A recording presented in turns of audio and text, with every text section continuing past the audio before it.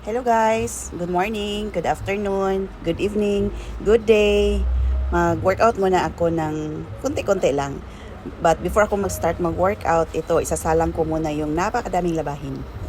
Tapos ito guys, hindi ko alam, kayo na lang bahala magpangalan kung anong mga workout ang ginagawa ko. Basta ganito, step up, step down with the weights.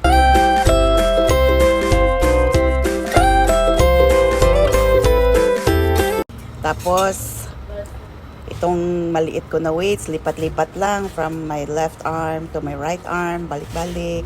Tag ano lang yan siya guys, tag 30 counts each. Dandahan lang.